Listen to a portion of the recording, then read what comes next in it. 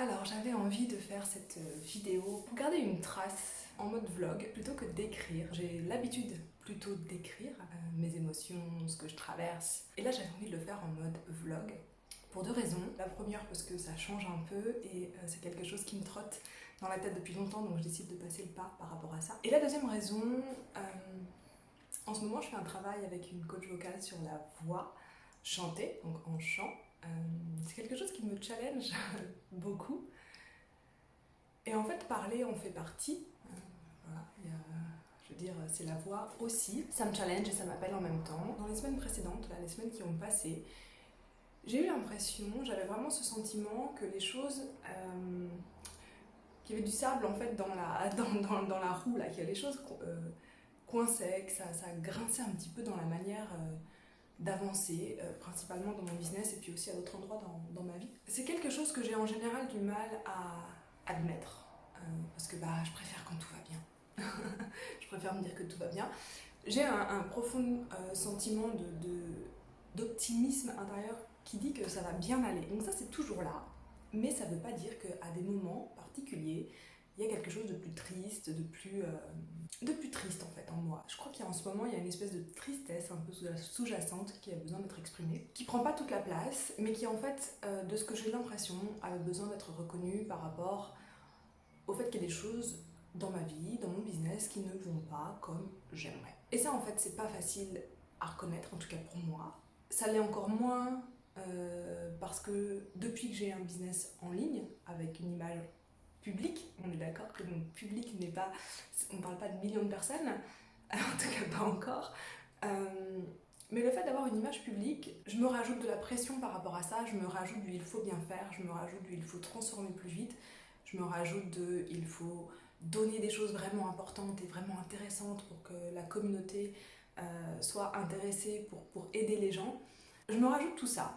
Et hier, en méditant, à la question qu'est-ce que je peux offrir, qu'est-ce que je peux donner, comment est-ce que je peux servir, la première réponse qui est venue pour moi, ça a été juste de partager ce que je vis, de partager aussi ces moments qui sont pas la photo glam sur Insta ou la vidéo YouTube où tout va bien ou le post qui t'explique tout ce que j'ai compris en fait. Ce qui est vachement plus confortable en fait d'écrire des choses de voilà ce que j'ai traversé, voilà ce que j'ai compris et voilà comment ma vie va trop bien depuis.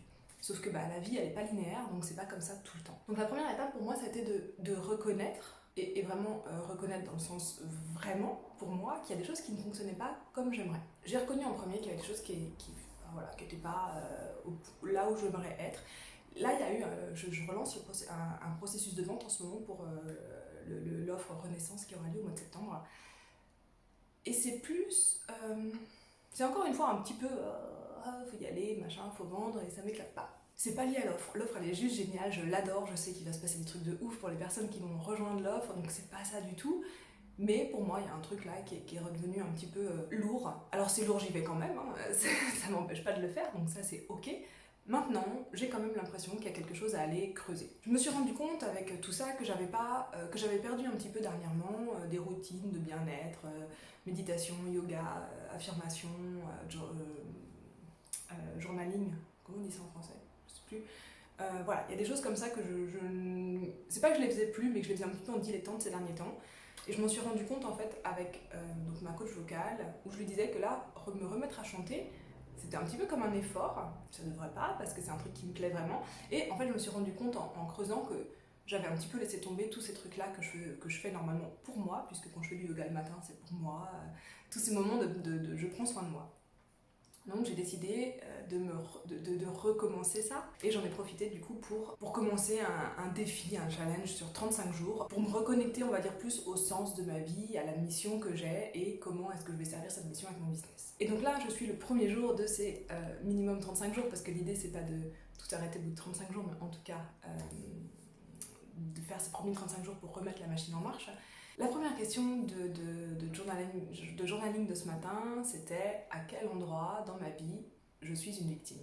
Et ça, c'est vraiment une question qui pique, je trouve, parce qu'on veut, quand je dis en fait, parce que je ne veux pas, je sais pas comment c'est pour toi, mais je veux pas être une victime, c'est nul d'être une victime, en plus, En dev perso, on sait très bien qu'il faut pas être une victime. Donc il y a une partie de moi qui dit non, moi ça j'ai déjà tout compris, je sais faire, ça fait plus de 10 ans que je fais du dev perso, je sais très bien ce que c'est être une victime, donc je suis pas une victime.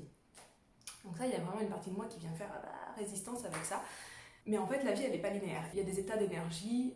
Là, je travaille avec 4 états d'énergie, mais on peut aller jusqu'à 7, qui partent de je suis une victime, donc la vie, la vie autour de moi crée les circonstances et crée mes circonstances intérieures, on va dire, mon état intérieur.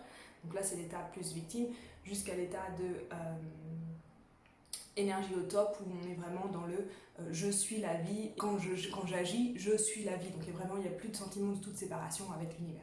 Il y a plusieurs étapes, plusieurs niveaux. On appelle ça des niveaux, mais en même temps, c'est pas linéaire. On fait pas, dans notre vie, j'ai commencé à 1 et je monte jusqu'à 4 ou 7 en fonction du nombre de niveaux qu'on utilise. Donc c'est pas linéaire. C'est pas linéaire et c'est pas non plus... C'est-à-dire que je peux pas dire je suis à l'état, au niveau numéro 1, je suis une victime partout.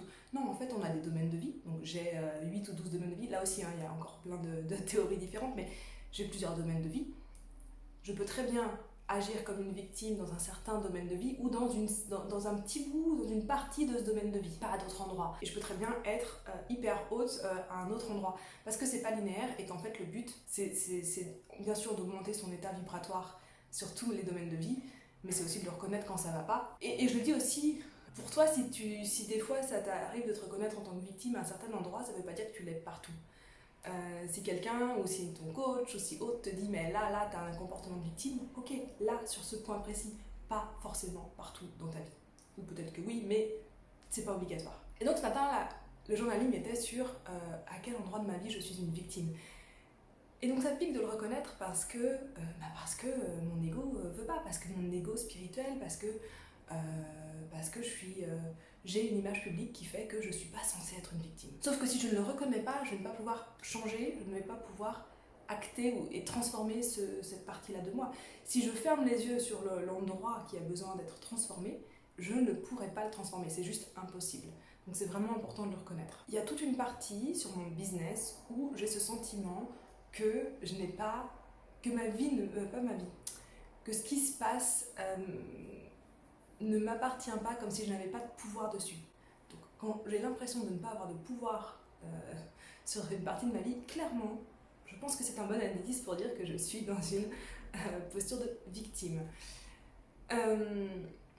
Donc il y a une partie sur mon business, il y a une partie sur ma vie familiale aussi. Donc ça c'est vraiment les deux gros points que j'aimerais changer. Quand je parle business, c'est plus la partie vente, finance de mon business, parce qu'en fait, je sais encore, il y a des choses où je veux vraiment évoluer en tant que coach. C'est vraiment important pour moi d'évoluer dans cette partie-là. Mais c'est une partie de ma vie où je peux me reconnaître dans un différent niveau d'énergie. Donc en fait, pour reconnaître dans quelle partie de ma vie je suis une victime, je me suis vraiment demandé c'est quoi les endroits de ma vie où j'ai l'impression que ça m'échappe, où j'ai vraiment aucun contrôle. C'est quoi les endroits de ma vie où justement donc je ne suis que spectatrice des circonstances extérieures et que plus rien, que j'ai pas de pouvoir dessus. Donc ça c'est vraiment important de me reconnecter à ça. Il pleut à fond, je sais pas si t'entends. Il pleut vraiment très fort. J'aime bien quand il pleut. Donc ça c'est la première chose et c'est vraiment la chose que je voulais transmettre avec cette vidéo, c'est de pouvoir se poser honnêtement cette question. Où est-ce que je suis une victime dans ma vie? Où est-ce que j'ai ce niveau-là d'énergie dans ma vie? La deuxième chose dont je voulais te parler en fait aujourd'hui, c'est que je suis aussi donc du coup j'ai entamé un travail sur reconnecter à mes valeurs fondatrices. Et ce qui était vraiment intéressant, c'est qu'il y a une valeur que je n'avais pas forcément reconnue avant, qui est la valeur de connexion. En fait, je ne l'avais pas reconnue avant parce que je vois là que j'ai encore pas mal de peur au fait de connecter avec les gens, connecter avec l'autre, connecter avec des gens que je ne connais pas. De nouveau, tu peux me dire, tu mets des vidéos sur internet, tu écris ta vie dans ta newsletter, donc tu sais parler de toi et être vulnérable, parce que c'est souvent ce qu'on me dit, oui. Et en même temps, non, en fait. Il y a des parties de moi où c'est difficile de faire ça. Et du coup, aujourd'hui, quand je commence ce challenge de 35 jours, il y a un groupe Facebook avec énormément de monde dessus, sur lequel on nous demande de faire une petite vidéo d'introduction pour se présenter. Et hier, je voulais pas la faire. Hier, je me disais, mais non, mais je peux faire le challenge sans faire ça. Je le fais de mon côté, ça va très bien, j'ai pas besoin de faire ça. Et en fait, en creusant là-dedans, je me rends compte que cette valeur de connexion que j'ai, je m'empêche de la vivre en fait. Cette valeur de connexion que j'ai, je m'empêche de la vivre dans ces moments-là parce que je me sens vulnérable d'aller mettre une vidéo qui explique pourquoi je fais ce challenge, quelle est mon intention, qu'est-ce qu'il y a derrière et pourquoi je suis là. Cette vulnérabilité, c'est parce que je reconnais d'une certaine manière qu'il y a quelque chose aujourd'hui, là, maintenant, dans ma vie qui ne me convient pas. Et reconnaître que quelque chose ne me convient pas avant de savoir comment je vais le changer, je crois que c'est ça qui fait que pour moi, je ressens de la vulnérabilité. Je ne sais pas comment c'est pour toi, parce que je sais qu'on me dit souvent que je m'autorise à être vulnérable dans mes écrits, dans mes vidéos, parce que je raconte des choses où j'ai vraiment vécu cette vulnérabilité. Mais là, il y a vraiment quelque chose de différent, c'est parce que quand je raconte quelque chose, mais que je l'ai déjà réglé, et que je sais comment le régler, et comment je l'ai déjà réglé, c'est réglé, et je peux avancer, je me sens beaucoup moins vulnérable que de dire, voilà, là, ça c'est mon problème, c'est là où j'en suis aujourd'hui, et je sais pas comment le régler, mais je suis là pour ça. Donc voilà, donc ce matin j'ai fait la vidéo, là je vais la publier juste après dans le groupe parce que j'ai décidé de le faire parce que ayant reconnu cette résistance, je me suis dit que c'était vraiment important que je le fasse. Et surtout que je me suis rendu compte que, donc dernièrement j'ai vraiment fait un changement dans mon business qui est que je veux principalement, mais en grande majorité, coacher en groupe plutôt qu'en individuel, ou alors en individuel sur des séances one-shot.